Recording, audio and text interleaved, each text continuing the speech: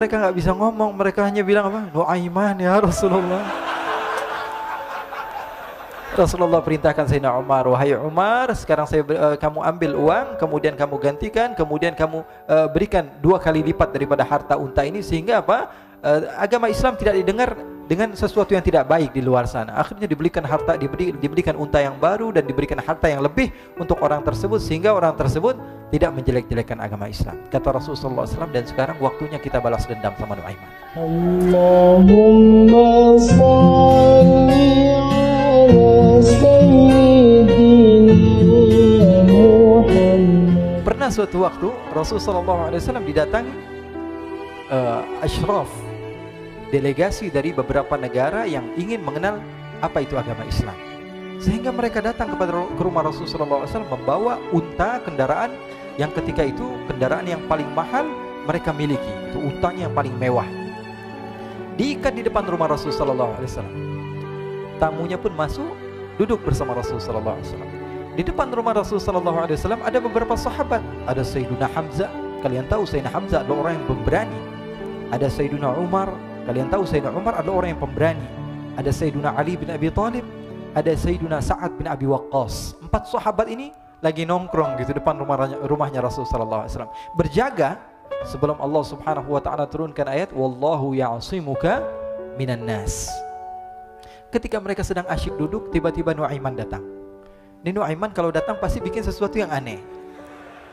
Bahkan dikatakan tidaklah Rasulullah SAW dalam keadaan bersedih, kecuali Nu'aiman datang Rasulullah akan tersenyum.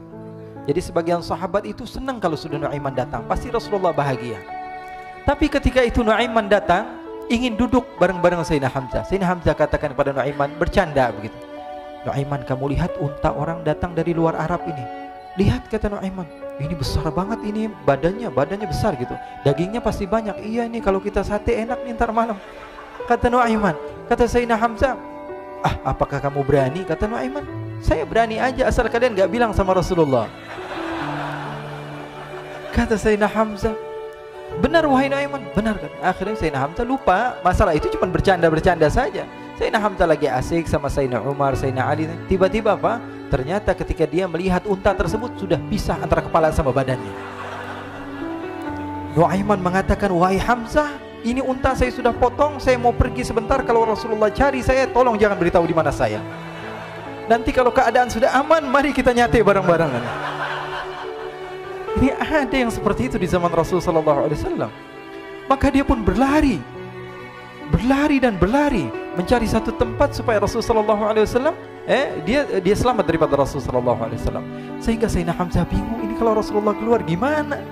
Ada Hamzah Asadullah, ada Ali bin Abi Thalib, ada Umar, gak bisa jaga kendaraannya, tamunya Rasulullah Sallallahu Alaihi Wasallam. Akhirnya benar apa yang terjadi, ikhwani. Rasulullah SAW tamunya mau pulang. Ketika dia buka pintu, tamu melihat apa? Untanya sudah begitu. Mereka teriak, wa naqatah, unta kami wahai Muhammad. Baru mau kenal Islam, unta kami, kendaraan kami sudah dibuang. Rasulullah SAW lihat Sayyidina Hamzah, lihat Sayyidina Ali. Mereka nggak bisa ngomong, mereka hanya bilang apa? Nu'aiman ya Rasulullah.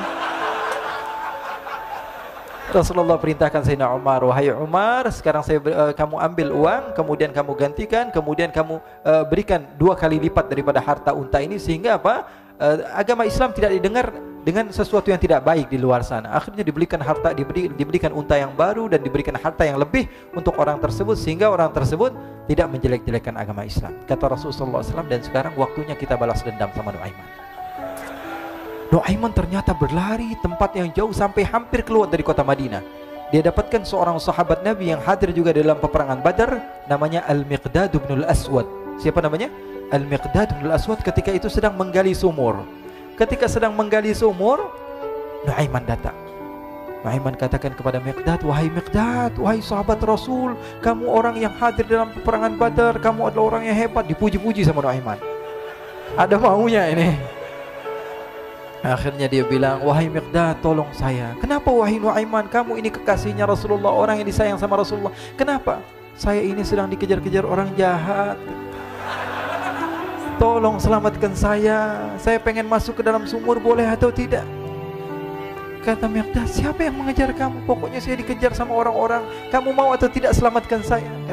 Ya sudah, selagi kamu itu adalah sahabat Nabi, silahkan kamu masuk.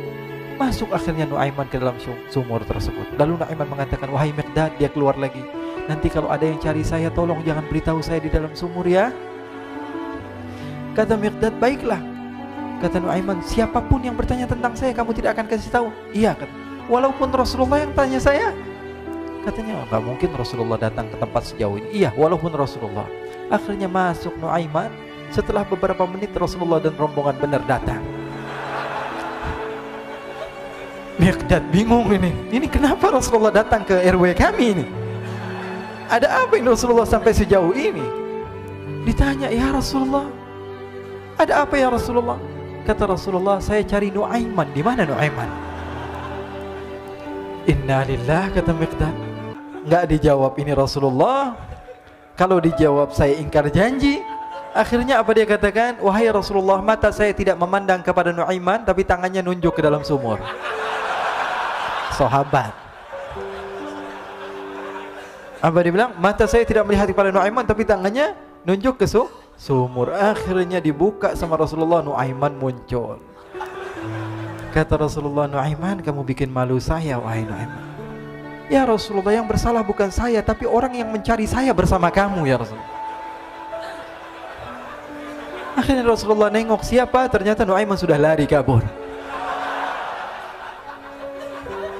Sallu ala Nabi Muhammad. Kisah-kisah seperti ini sebenarnya banyak sekali ya. Ini menunjukkan kepada kita bahwa kehidupan Rasulullah itu begitu indah. Rasulullah SAW, kalau kamu mau menjadi orang yang baik, contoh Rasulullah. Mau menjadi bapak yang baik, contoh Rasulullah. Mau menjadi pemimpin peperangan yang baik, Rasulullah. Mau menjadi murid yang terbaik, contoh Rasulullah. Bagaimana akhlak Rasulullah. Mau menjadi suami yang baik, contoh Rasulullah. Dalam segala hal, apapun itu Rasulullah SAW adalah makhluk yang paling terbaik.